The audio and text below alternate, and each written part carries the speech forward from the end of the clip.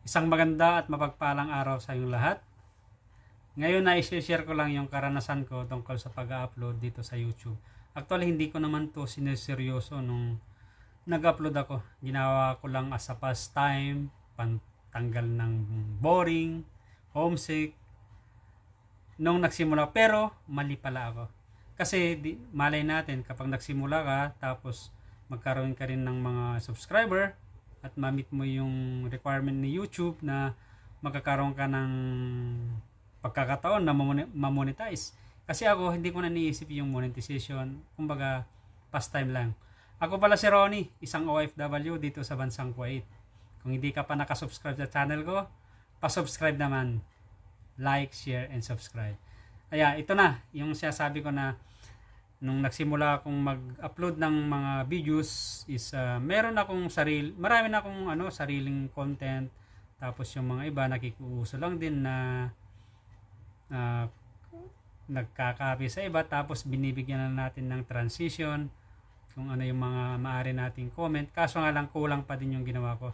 Kaya payo ko sa mga content creator, sa mga nagsisimula katulad ko, ay seryosohin nyo na, basahin nyo muna yung guidelines ni YouTube, yung you don't and don'ts, para sa ganon bandang huli sayang din yung effort nyo.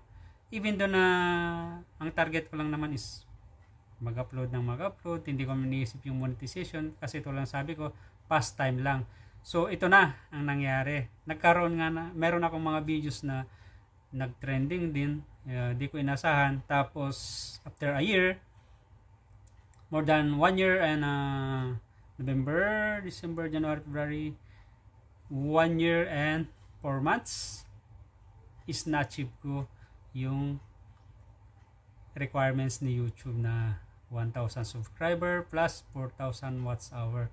Ang watts hour ko pala ay 7,000 plus at 1,000 subscriber na mahigit.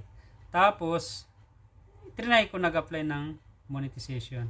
Ang problema nga lang, nung napag-reply ni YouTube, ay meron akong hindi nasunod na guidelines ni YouTube. Sayang din. Hindi ko tulad ng sabi ko, hindi ko naman ina-expect yung target ko na kailangan ma-monetize ako. Hindi. Ang sa akin lang is pastime. So, payo ko sa mga nagsisimula, start ng YouTube, pag-upload, ay sundin nyo na agad yung YouTube policy.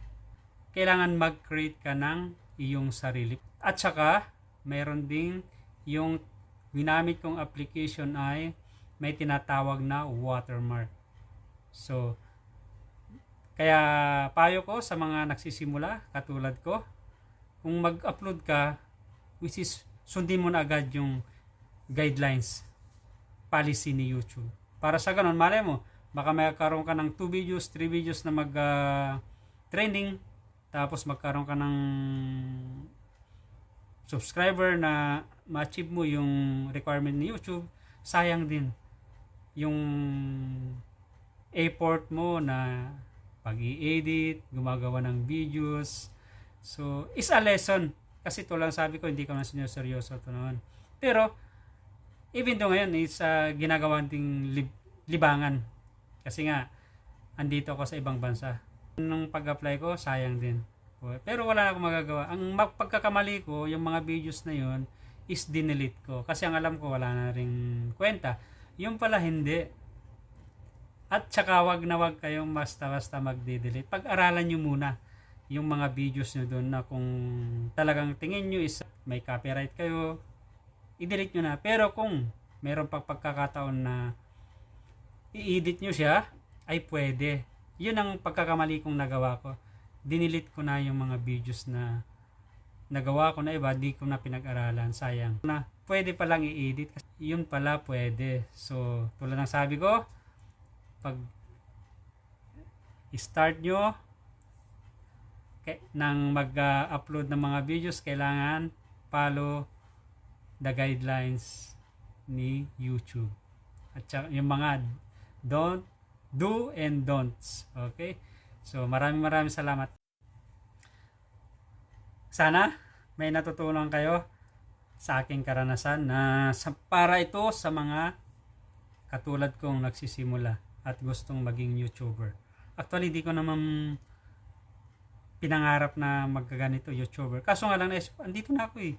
Why not kung itry ko? Kaso nga lang, at the end, nung nagsimula ako, hindi ko na nasunod yung YouTube policy.